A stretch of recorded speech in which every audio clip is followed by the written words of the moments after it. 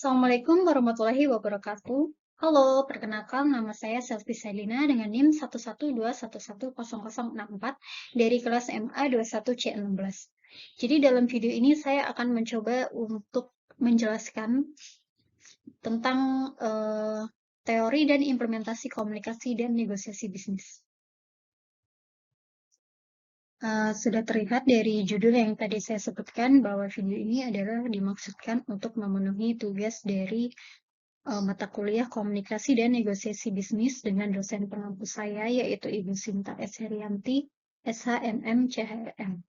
Jadi mari langsung saja kita masuk ke materinya.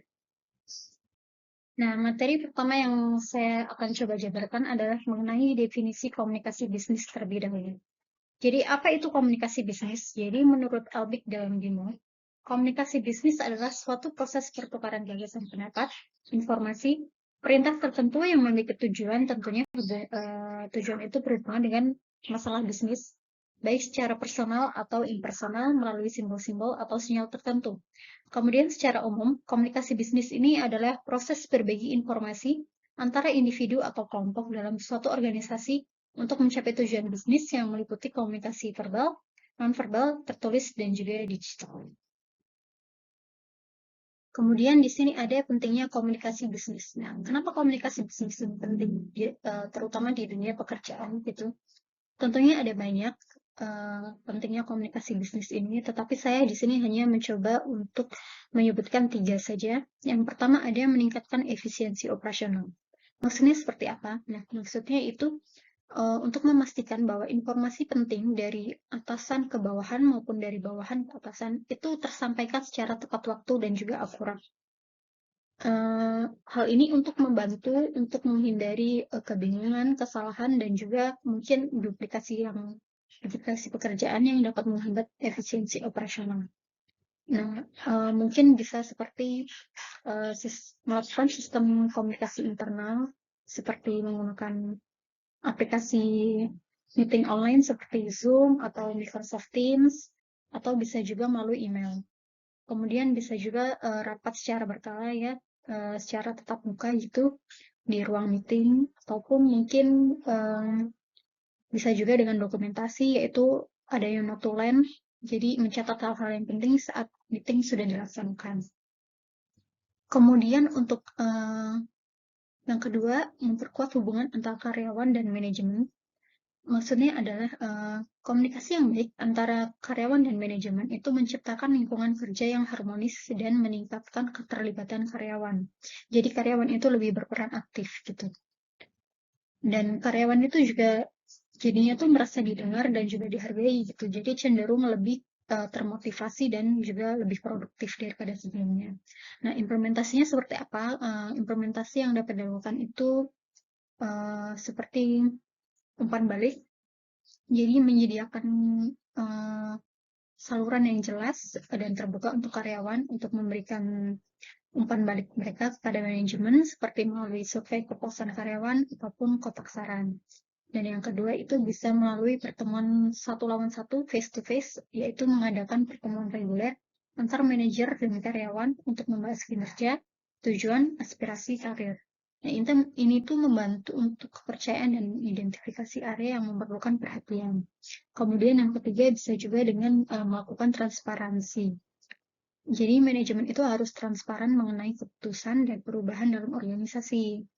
Jadi mengomunikasikan alasan di balik keputusan dapat membantu karyawan merasa lebih terlibat dan juga dihargai. Kemudian yang ketiga ada membangun citra perusahaan yang positif. Maksudnya di sini adalah komunikasi bisnis itu tidak hanya penting untuk operasional internal maksudnya, tetapi juga interaksi dengan pihak eksternal seperti pelanggan, mitra bisnis, dan juga karyawan, maksud saya masyarakat umum. Jadi komunikasi yang baik itu membantu membangun untuk mempertahankan citra perusahaan yang positif. Apa yang bisa diterapkan? Bisa melalui layanan pelanggan, yaitu memberikan respon cepat dan solusi efektif kepada pelanggan melalui berbagai saluran komunikasi, bisa telepon, email, dan juga media sosial lainnya. Layanan pelanggan yang baik dapat meningkatkan kepuasan dan juga loyalitas pelanggan. Kemudian yang kedua ada komunikasi publik, yaitu menggunakan press release, media sosial, dan situs web perusahaan untuk berbagi berita dan pencapaian perusahaan. Jadi komunikasi yang konsisten dan positif itu membangun reputasi yang baik. Kemudian penerapan yang ketiga bisa dengan keterlibatan komunitas. Jadi berpartisipasi dalam kegiatan sosial dan lingkungan di masyarakat. Kemudian mengkomunikasikan inisiatif mungkin CSR ya, Corporate Social Responsibility perusahaan, dapat meningkatkan citra positifnya. Kemudian ada teori dari komunikasi.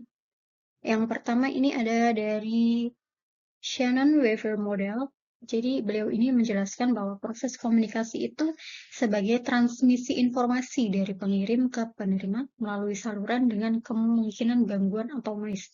Jadi misal dari A ini menyampaikan informasi ke B. Nah, pastikan melalui saluran gitu ya. Entah itu secara langsung, entah itu salurannya melalui email, melalui bantuan telepon, dan media lainnya. Nah, tetap saja ada kemungkinan gangguan. Bisa jadi si penerima ini dia tidak memahami apa yang disampaikan dari A. Kemudian bisa jadi juga adanya trouble dalam internet mungkin ya. Jadi informasi ini terhambat untuk tersampaikan ke si B. Nah, kemudian teori komunikasi yang kedua itu ada dari Berlo SMCR Model. Beliau mengatakan bahwa identifikasi 4 elemen utama yaitu source, adanya pengirim, kemudian adanya message atau pesan, kemudian adanya channel atau saluran, dan kemudian adanya receiver atau penerima. Nah, tanpa keempat ini, komunikasi itu bisa jadi tidak berjalan dengan lancar ya. Jadi 4 elemen ini harus ada. Seperti itu. Nah, kemudian selanjutnya adalah teknik komunikasi atau bisa disebut juga dengan jenis komunikasi ya. Seperti yang sudah di awal tadi saya sebutkan bahwa komunikasi itu ada 4, komunikasi verbal, non-verbal, komunikasi tertulis, dan juga komunikasi digital. Apa itu komunikasi verbal? Jadi komunikasi verbal itu merupakan bentuk komunikasi yang dilakukan secara lisan dan juga tulisan. Contohnya seperti mendengarkan aktif, klarifikasi, dan juga parafrase. Kemudian yang kedua ada komunikasi nonverbal. Jadi komunikasi nonverbal ini adalah komunikasi yang dilakukan selain menggunakan lisan, atau dapat juga dilakukan dengan menggunakan isyarat, dengan memanfaatkan gerak tubuh, mimik, intonasi, serta gaya bahasa. Nah, di sini sudah ada contohnya yaitu menggunakan bahasa tubuh, ekspresi wajah, dan juga kontak mata. Kemudian yang ketiga itu komunikasi tertulis. Sebenarnya komunikasi tertulis ini bisa masuk ke komunikasi verbal ya, termasuk komunikasi verbal. Contohnya dengan menggunakan email, laporan, dan juga memo. Kemudian yang keempat ada komunikasi digital. Ini ada contohnya menggunakan media sosial, pesan instan, dan juga video konferensi. Kemudian selanjutnya kita masuk ke negosiasi bisnis. Di sini yang pertama ada definisi dari negosiasi bisnis. Jadi negosiasi bisnis ini adalah keadaan di mana dua atau beberapa pihak saling mempengaruhi atau bertransaksi untuk kepentingan pihaknya dalam menjalankan bisnis. Nah, tujuan idealnya itu adalah untuk mencari win-win solution agar semua pihak diuntungkan. Karena pastinya dalam dunia kerja itu nggak ada yang mau rugi ya. Jadi semua pihak itu maunya untung. Jadi dilakukanlah negosiasi bisnis ini agar semua pihak itu merasa diuntungkan dan tidak ada yang dirugikan. Kemudian yang selanjutnya adalah pentingnya negosiasi bisnis. Negosiasi bisnis ini penting dalam dunia kerja, tapi saya hanya menyebutkan 3 saja. Yang pertama, untuk menyelesaikan konflik dan juga mencapai kesepakatan yang menguntungkan kedua belah pihak yang tadi ya, win-win solution. Kemudian yang kedua itu meningkatkan hubungan bisnis jangka panjang. Kemudian yang ketiga adalah memastikan kesepakatan yang adil dan juga berkelanjutan. Seperti itu. Nah, kemudian kita masuk ke teori negosiasi. Teori pertama itu ada teori integratif, yaitu fokus pada pencapaian hasil win-win di mana kedua belah pihak itu mendapatkan keuntungan yang sama atau maksimal. Kemudian yang kedua ada teori distributif, yaitu negosiasi yang kompetitif, di mana satu pihak mendapatkan keuntungan lebih besar dengan mengorbankan pihak lain. Kemudian yang ketiga ini ada teori game, yaitu pendekatan matematika dan strategis untuk memahami keputusan yang dibuat dalam negosiasi. Kemudian ada teknik negosiasi, di sini ada 4. Yang pertama persiapan, yaitu kita harus riset dulu mengenal pihak lawan dan juga memahami tujuan dari negosiasi tersebut. Kemudian yang kedua itu komunikasi efektif, yaitu mendengarkan aktif dan juga menyampaikan argumennya dengan jelas. Kemudian yang ketiga ada membangun hubungan, yaitu mengembangkan trust dan hubungan baik dengan pihak lawan. Kemudian yang keempat ada taktik negosiasi, yaitu penawaran awal, konsesi, dan juga menemukan titik temu. Nah, selanjutnya kita masuk ke implementasi komunikasi bisnis dalam kehidupan sehari-hari. Jadi, komunikasi bisnis itu tidak hanya diterapkan dalam dunia kerja saja, tapi mungkin secara tidak sadar pun kita juga melakukannya dalam kehidupan sehari-hari.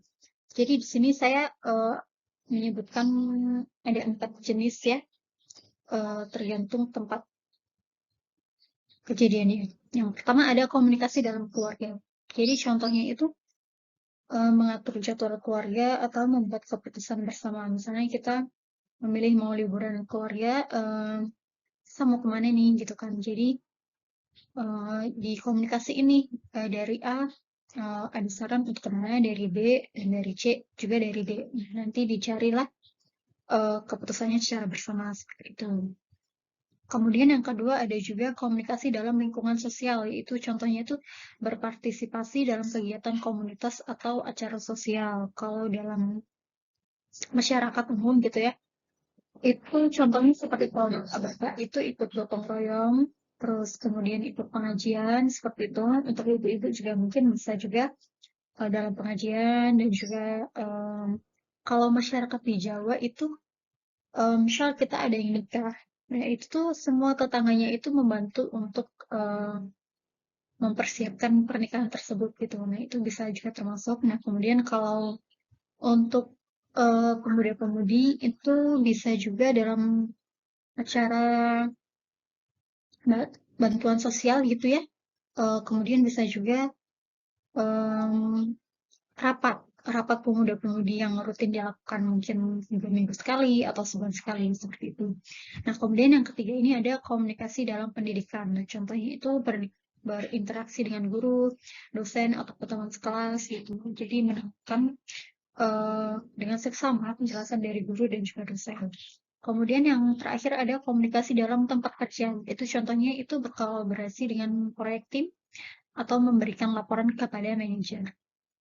Nah, kemudian ada implementasi negosiasi bisnis dalam kehidupan sehari-hari. Di sini saya menyebutkan ada 4. Yang pertama negosiasi dalam keluarga, contohnya itu mengatur anggaran keluarga dan menentukan tugas rumah. Jadi mungkin mengatur pengeluaran ya untuk mungkin bisa jadi untuk sekolah, kemudian dibagi untuk pengeluaran pokok seperti makan, minum sehari-hari gitu. Kemudian juga menentukan tugas rumah, siapa yang bagian nyuci, nyapu, ngepel gitu kan, memasak gitu. Kemudian yang kedua ada negosiasi dalam pembelian atau jualan. Contohnya itu menawar harga saat membeli barang di pasar atau online. Kalau online sih menurut saya lebih jarang terjadi ya, karena biasanya untuk harga online itu sudah harga fix gitu. Jadi kalaupun menawar itu nggak bisa, kecuali kalau memang dari pihak pemilik tokonya ini itu memasang kayak diskon gitu ya. Kalau secara langsung atau offline atau di pasar itu lebih sering terjadi, terutama ibu-ibu. Kemudian yang ketiga ada negosiasi dalam pekerjaan, contohnya itu membicarakan kenaikan gaji atau promosi dengan atasan. Kemudian yang terakhir ada negosiasi dalam interaksi sosial. Contohnya itu menyusun rencana acara bersama teman atau menyelesaikan konflik, seperti itu. Kemudian yang selanjutnya ada tips untuk komunikasi dan negosiasi yang efektif. Yang pertama, persiapkan dengan baik. Maksudnya adalah sebelum Anda terlibat dalam komunikasi maupun negosiasi, pastikan Anda memahami topik dan memiliki semua informasi yang diperlukan. Yang kedua ada mendengarkan secara seksama. Di sini maksudnya adalah berikan perhatian penuh kepada lawan bicara Anda dan tunjukkan bahwa Anda itu menghargai pandangan mereka. Jadi in case Anda dan lawan bicara Anda itu memiliki pendapat yang berbeda, jadi jangan langsung menunjukkan bahwa Anda itu tidak setuju, itu akan menunjukkan bahwa Anda itu tidak respect kepada mereka. Jadi sanggahlah dengan baik. Kemudian yang ketiga adalah sampaikan maksud dengan jelas. Maksudnya adalah dalam negosiasi ini sampaikan bahwa Anda itu sampaikan pesan Anda dengan cara yang mudah dimengerti dan juga hindari ambigu. Kemudian yang keempat adalah mencari solusi bersama. Dalam negosiasi itu, fokus pada menemukan solusi yang menguntungkan semua pihak untuk membangun hubungan jangka panjang yang positif. Karena negosiasi itu untuk mencari win-win solution. Nah, kita sudah masuk ke kesimpulan. Jadi saya mencoba untuk meringkas atau merangkum dari materi yang dari awal sudah saya sampaikan. Jadi komunikasi dan negosiasi bisnis adalah keterampilan penting yang harus dimiliki oleh setiap profesional. Jadi bayangkan Anda sebagai manajer atau atasan, atau mungkin karyawan gitu ya. Dan kalian harus menghadapi klien untuk mendapatkan suatu project dari mereka. Tentunya kalian harus mempunyai kemampuan untuk berkomunikasi dan juga negosiasi. Jika kalian tidak mempunyai kedua hal tersebut, klien pun mungkin akan ragu-ragu untuk memberikan proyek mereka kepada perusahaan yang Anda sedang bekerja saat ini, dan akhirnya Anda gagal untuk mendapatkan proyek tersebut. Jadi itu sangat penting ya. Kemudian yang kedua adalah penerapan teknik yang efektif dapat meningkatkan keberhasilan bisnis dan juga membangun hubungan yang kuat. Jadi kalau sekali kalian sudah mendapat proyek dari klien, itu artinya klien sudah percaya kepada Anda dan juga perusahaan Anda. Jadi kemungkinan untuk next project mereka itu, mereka kemungkinan besar akan menghubungi Anda lagi gitu. Kemudian yang terakhir ada studi kasus menunjukkan bahwa pentingnya persiapan dan juga strategi dalam komunikasi dan negosiasi. Seperti itu. Baik, cukup sekian video dan materi dari saya. Kurang lebihnya saya mohon maaf. Wassalamualaikum warahmatullahi wabarakatuh. Dadah.